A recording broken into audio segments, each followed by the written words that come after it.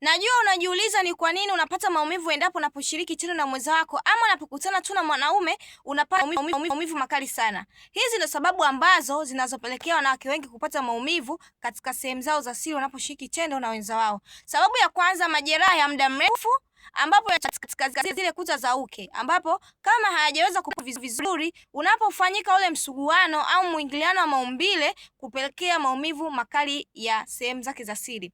Lakini pia sababu nyingine, maambukizi ya muda mrefu ya PID, ambapo maambukizi haya yasipoweza kupatiwa tiba sahihi yanapelekea mwanamke kupata maumivu makali sana wakati wa kushiriki tendo la ndoa ama katika siku zake za hatari ama akiwa katika siku zake za period.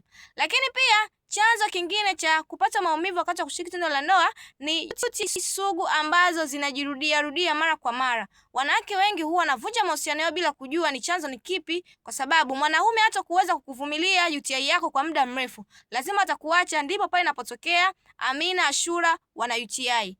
Na sababu nyingine ambayo inapelekea mwanamke kupata maumivu makali sana ya kuacha kushiriki tendo la ndoa ni changamoto ya ukavu ukeni. Wanawake wengi wanakosa uteute kipindi cha kushiriki tendo la ndoa.